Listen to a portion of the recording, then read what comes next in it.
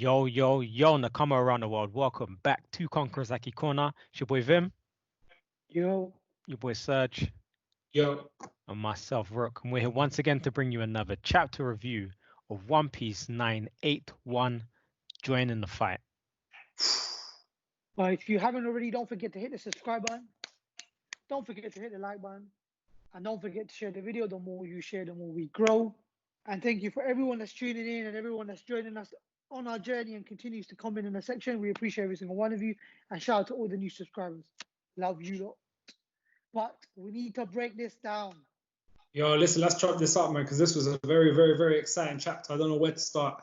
First, I'm gonna big up Oda on his color spread with I didn't know Sanji had DJing skills. I did know that Zoro looked wasted and drunk. Like that's what's him being.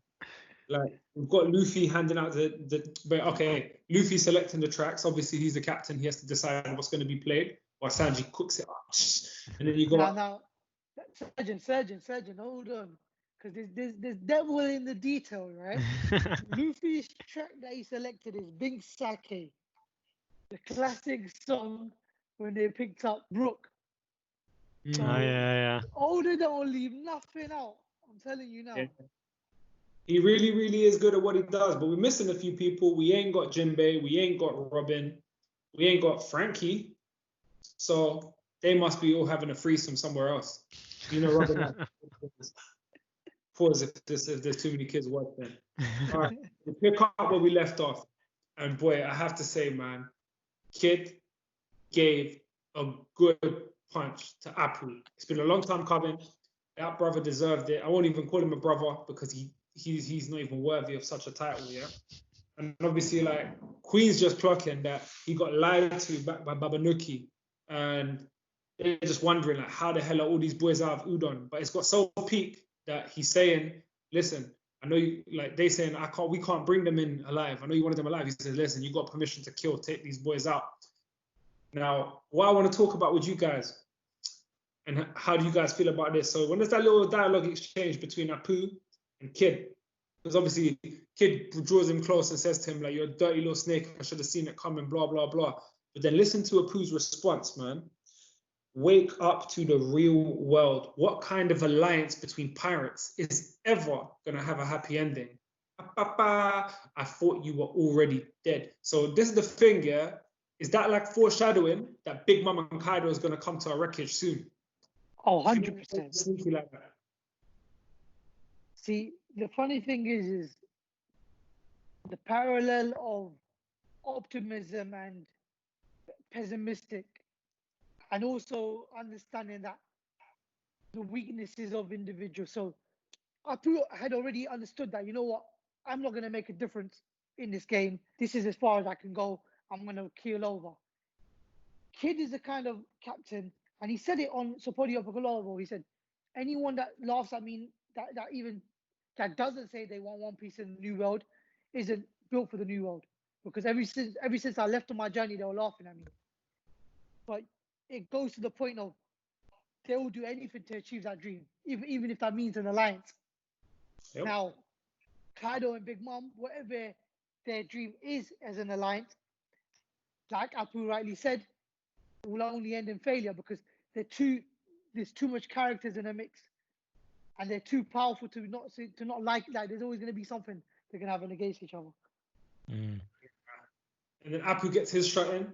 That was kind of cool as well. Like, so, you know, it's kind of like Oda's putting some respect on all of the West generation. Like, even though we clearly kind of can have our expectation as to who the strongest fighters in the West generation are, you still like no one's a scrub.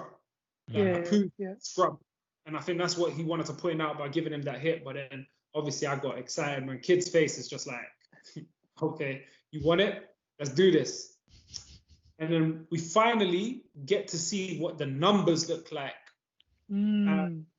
This one's obviously number 8. Numbers Hatcha. Hatcha means 8. Hachi. So he's number 8. And I'm wondering, is that a giant that's taken a smile fruit, or is it just some other big kind of species? That's true. Then you think it's got some of kind of that's probably not no relation, but it's got a similarity to the flamingo. Yeah, he does. Looks like that look. See, now I was quite surprised in seeing a human-like face. Mm. My anticipation was more monster. I didn't have anything in particular in mind, but more on the realm of like a reptile or something of that sort, something like you couldn't really understand when you're looking at it. But maybe it's a mixture of different things, because remember we have a forgive me, he was on Marine Fed, the big guy. He Or helped them out. Ozo or Oz Junior, Oz. That's it, Oz. And Oz was a monster in himself. Mm. But yeah, definitely the giant. So definitely think it's a giant. I'm assuming they took a smile through a failed one maybe. So they're a pleasurer, right? Something. Possibly. Mm. We don't know. I mean, we'll get more information, but all I know is they're big and they're clearly a problem. Yep. It was cool to see Kid fight. That he's got his mask back on, backing Kid the way he's supposed to, and obviously he's also schooling all three of them, like Kid, Luffy, and Zoro. Like, just close your ears, and his attack won't hurt you if you're in distance or whatever. Now, another little kind of bit, what Oda's been doing the last few weeks is Luffy comes to back Kid. Someone's about to attack Kid from the back. I don't know who it was. It was one of these scrubs, and obviously with an arrow, and Luffy gives him a big boot to the face and says, "Let's run to the castle, Jaggy." So obviously then there's a little bit of comedy when he's like, "I should have known. You just had to go and cause a scene, Jaggy." And he's like, "You're the last one who should be talking, Luffy." And then obviously Jaggy, I mean, I'm calling him Jaggy now as well. Same to you, Roronoa. And then you got Killers looking at all of them thinking, they're all idiots. Now, what's interesting here is like, there's a character dynamic where clearly like Kid and Luffy are rivals. That's his rival of the worst generation. And obviously they both got their first mates who are quite strong and all that. But I think this is foreshadowing that there's going to be some kind of battle, whether it's the final battle against Insama or somewhere down the line where they are all team. So the way Law slotted in with Luffy, like Law was never subservient to Luffy. Law's on his own thing. Yeah. He's always kind of been like on equal footing. And I don't think he'll be any different with Kid. But I can already kind of see like they're kind of forming that kind of bond, because if we know Luffy's personality, like even when he says it it's like he's talking to his friend. He says, "Jackie, let's run this way," like blah blah. And the way Kid's looking at him, he's like he wants to be friends, but he can't bring himself to be friends. He's already a friend. Like he can't help it. And it's just really super cool, man. But the funny thing is they formed a bond in the prison. Yeah. Like, they formed a bond in Sabodi. Oh, yeah. There you go. Soon as they all stepped out, they're like, "I got this." What? I got this. No. And then they all argue with each other, and then they all said, when Luffy said, you're a devil fruit, so wait, you're not on to talk, and it's sort of like they have an understanding of how powerful each other are. But the funny thing is, they have a newfound respect, whether they say it or not. But when Luffy hit the Tenryubuto in the face, the one punch, they all like, "Oh, this guy's a bit nothing." The thing is like, Oda's done this very intelligently. Because when he gave them the bounties back in Sabodi, he made sure to put Kid above, because Kid was more vicious. However, and that's obviously a viciousness where he's willing to hurt civilians, as we all know, yeah. But, obviously he had a higher bounty than Luffy. But Luffy was willing to do that, which Kid at the time wasn't willing to do. So it's like, both have their own edge. They both stand out in their own, that kind of craziness. One attacks the government head on, one attacks emperors head on. Like, they both just got that craziness about them. And one of the most, like, just to shift the topic, man, like, I almost teared. I screamed when I first read this, when you saw the little flashback when Orochi made Killer take that fruit for the sake of his captain. This, and I'll give you a chance to save your captain. That's the whole reason why he took it, man. Like, that was some heart. Oh, man. You know what? Killer literally is Kid Zoro, man. Like, it reminded me of when Zoro took the heart from Kuma. Yo, the most brother. Listen, he bowed his head down. He said, "Take my head instead of my captain's head. This will be the head that will be you take the head of the future greatest swordsman to be alive. That should be enough for you." That's insane, man. It is going to be a beautiful dynamic, and I love your foreshadowing, Serge, of when they fight him, and Mhm. however that plays out, that way, when they're that much stronger, it's going to be another level to what they bring. Oh, yeah. And then obviously we shift to where we got one of the Tobiropo. They're looking at what's going on from above. It's who's who, and obviously then he's pondering with his man. Then he's obviously got underlings we can see, and they're like, oh, shall we go and take them out because there's glory to be had? And he's like, nah, we're gonna focus on Kaido's son Yamato and report and bringing him in. And basically they're in competition with Sasaki. He's also aware that Queen wants to kill someone, and he's like, well, so do I. So then the question is who's who the one that Queen wants to kill, and is who's saying that I want to kill Queen back, or are we talking about different people? Because there's kind of not clarity. It's kind of left ambiguous to us, and I think we'll be in for a surprise. Yep. The thing is, I think he does it. I think he has a dislike to Queen. The way he says it, I've heard enough out of Queen. He wants to kill someone, or so do I. Like you could tell like he's got a bitter taste in his mouth for Queen. So maybe he's after his head. Well, obviously I think he would be if he wants to take his position. I mean, clearly out of the Tobiropo, who's Sasaki and X-Drake seem to be the strongest ones. Because they said Drake was kind of said, oh, you're next in line, and he said, I'm not interested. Yeah. So it seems more like who's who and Sasaki are battling for that all-star position. The thing is, like, they obviously believe they can take them. So I'm expecting them to be reasonably strong. Whether they're all-star level or not is kind of irrelevant. They're going to be some kind of commander level in another, like, Emperor's crew. But it's kind of crazy. And then we shift. We shift scenes to the other side of the east side of Onigashima. We see Kinemon, Choppermon, Sanji-kun. They're trying to, infiltrate. And obviously, this stuff that Oda's doing with Sanji's sexuality is just too much, man. It's like, okay, the first translation we saw on Friday didn't say this, so now it's called a pleasure hall. So it's a brothel. And the brothel belongs to Black Maria. So it's a bit like, oof, is it going to be like Ennis Lobby where he initially has to fight a woman and doesn't want to fight her? Because that would be bad news for Sanji. Well, the names match up. Black Leg, Black Maria. Yeah, it's crazy. The funny thing is, right, and you can see by Sanji's reaction, I don't think he saw any women in there. If a pleasure hall is owned by a woman named Black Maria, what do you think she has there for pleasure? You know what I mean? So Sanji's not gonna be something Sanji's gonna be attracted to. So as far as he's concerned, he ran there thinking he won the lottery, but he came out looking kind of different. Yeah, he did, man. And they all run, so they obviously think, oh damn, the pleasure hall was empty, let's run across, and then bam, Big Mom opens the window. And this was an interesting play. So obviously the person she sees, they're all hiding in the water, and she sees Chopper. Now, I can see Oda using Chopper as a liar towards her, like saying some kind of lies, because they kind of built that rapport on the way to Udon. Even though she's got a memory back, she might not still she may have built, like he may put a twist where she put a bond with Chopper. So Chopper could say some lie like, oh, they snaked your family. Like, yeah, this alliance is bogey. Like, Yeah. Because for whatever reason, they've seen each other. We know Chopper ain't going to get eaten alive. So, and also it could be another thing where it's like, she might say I'm hungry and Chopper might know how to cure her or something. You understand? Like, it would be kind of crazy. Yeah, she could be the bulldozer into the castle. Oh, so yeah. She runs and smashes things up. Wait, but the last part of the chapter, the fools on the outside of Wano. Hang on, brothers and sisters. Now, I never expected to see what I saw at the end of this chapter. But we've got Pero's Pero is talking the gun talk about King.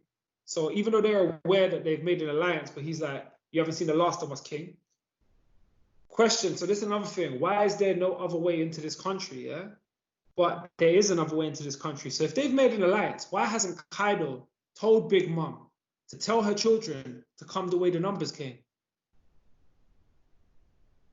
Unless it's just a plot hole to protect them. Because remember, the numbers go with Apoo. They went into a certain waterfall where there was an elevator to take them up. And obviously, why didn't Kaido pass that information? I can understand maybe he doesn't want people to know how to come into it easier for the future. Like, he's played it safe.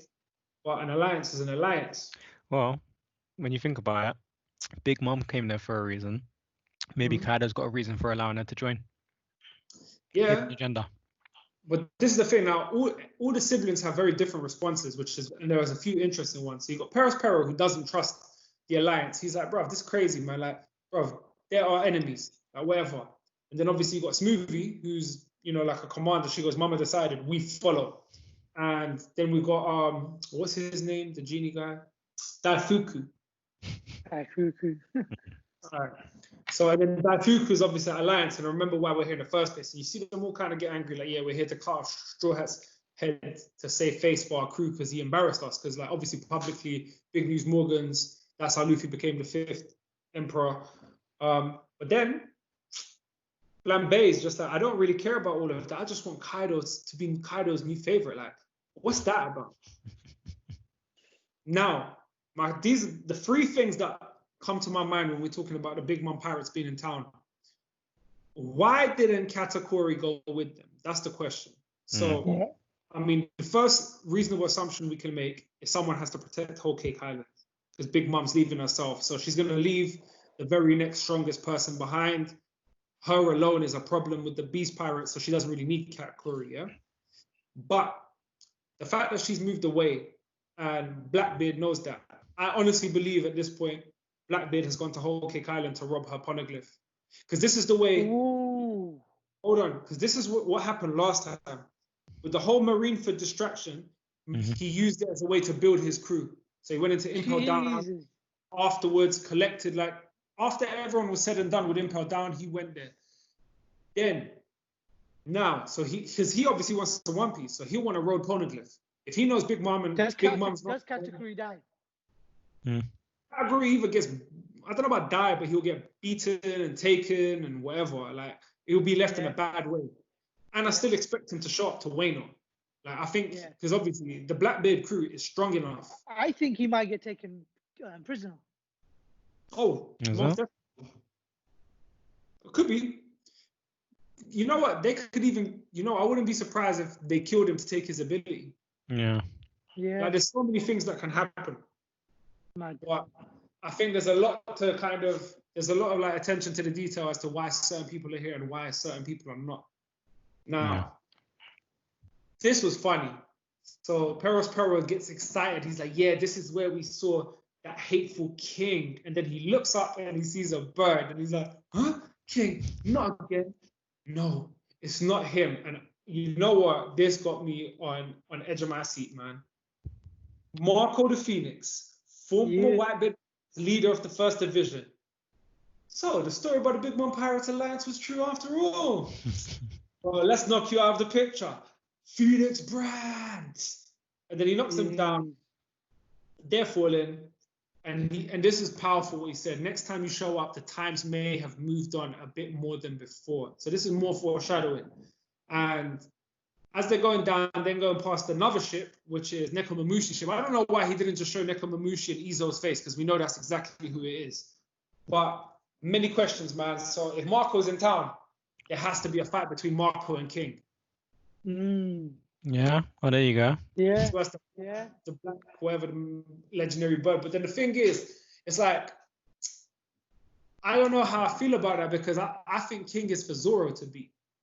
And obviously, Marco won't take the glory, but it's like, how's he going to flex it? There's no purpose. The thing is, Zoro still has Jack. Nah. He doesn't use the sword. And to be honest, at this point, you're right. Inuarashi and Nekomamushi, so you're right. Not just that, but it's like Jack, as hype as he is, and I'm not diminishing how strong he is, but struggled against Ino and Neko, and he took a slice from Ashura Doji. So the hype's already kind of gone down a little bit. I mean, I could see something where Zoro fights him together with Marco the Phoenix at first, and then Zoro has to do the winning, because Marco has no benefit of winning the fight. Do you know what I mean? It's like there's no need for his character development in that way. And similarly, Sanji needs a big win, because this is like one of those arcs where you need to give birth to the levels of Luffy's commanders, because that's what they are. They're Luffy's 2nd and 3rd. But I mean, obviously, it's going to be a high fight. I mean, I could imagine the visuals of that aerial battle, man, like crazy. I feel like Marco is most probably more so here to aid Luffy's fight with Kaido there. Possibly. I think, to be fair, I think they're all gonna have to aid with Kaido by that point. Mm. Because Kaido's just gonna be another level of problem. But Because going back to remember what Whitebeard said to Marco, don't let that brat die. It's kind of gonna be the same thing now, isn't it? yeah, yes. Well, the thing is, remember, Oda made Marco. Like, obviously, we know Phoenix has the healing qualities, so Marco had the qualities to heal himself when he was in battle. But then, obviously, when we last saw him on the island, Whitebeard's hometown, he was a doctor, so he was able to heal people. So I think his purpose would be to heal someone in battle. Like that's why he's gonna heal hella people in battle.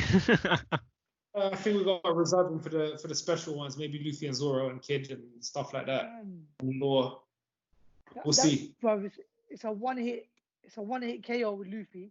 Because you saw him try. Like, it's gonna be one of those. You get a hit, you understand the power, you heal him. All right, let's rethink. You can't just go there without thinking.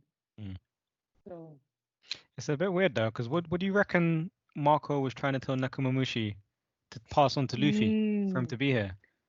I guess he'll say the message himself. Yeah, he changed his mind, obviously. Yeah. That's all I can think of, man. He definitely changed his mind, realized that certain things are going to go down. Maybe they also sensed, they know how Blackbeard moves and he wants revenge. Because he expects to see Blackbeard, maybe. God knows. I think we're definitely going to see an Admiral come to town. Some of the Navy have to get involved in this because this is all a bit too much. And the reason why I say that as well is they got to back up X-Drake. Because X-Drake's been doing that undercover, like, death mission. And when he gets found, you're going to need someone like, I think this would be a perfect opportunity to introduce Admiral Greenbull. Oh. To be fair, I think you get him and I think you get all three maybe, or two at least. Fujitora. Actually, no, Fujitora is injured. So if you bring Kizaru and Greenbull, it'll be interesting. That's hectic. What about might not give him rating, but what about Kobe? Kobe's a G now. He's dealing with Boa Hancock. So he's okay. not. There's no need for him to come and risk his reputation just yet. What about Boa Hancock coming to Wano? She's under arrest, man. Should get out, man. Luffy's in danger. What do you think she's gonna do when she hears Luffy's in danger? The bad thing is, it depends. Is news gonna get out? Yeah. Yeah, but Wano doesn't get out of Wano. This is the thing. What I mean. So it's difficult for anyone to even understand what's really going on. Okay, check this then. So, as you said, Kobe's going for Boa Hancock. Yeah. And Kobe is a fan of Luffy. So how do you know he won't bring Boa Hancock? I mean, at this point, it's like the news wouldn't have got out of Wano for them to find out. Like, the whole point is that only the top of the top will know this stuff. So the Navy operates like that as well. It's on a need-to-know basis. Like with a lot of dark stuff. Only the very highest people, like admirals and stuff, are privy to like that higher level of information, or senior figures like Garp and Sengoku and that old bat's name, I forgot what her name is. The one that can hang out people as laundry. Suru, yeah. So people like that know, but I think it's a bit too much. And I think the whole point is that there can be another arc where Luffy, perhaps at the end, goes to save Boa Hancock. So as he's gonna, something's gonna happen with Sabo and everything. But the transition arc, innit? Yeah. It's true. But you know what? This was a hectic chapter. I have to. A lot of hype. I'm glad there should be a chapter next week in theory because there's nothing about breaks. But guys, let us know what you thought about the chapter in the comment section down below. If you haven't already, don't forget to smash that subscribe button. Don't forget to hit the like if you like that chapter review. And don't forget to share the video. The more you share, the more we grow. But from Konkazaki Corner, it is that time. Peace out. Peace out.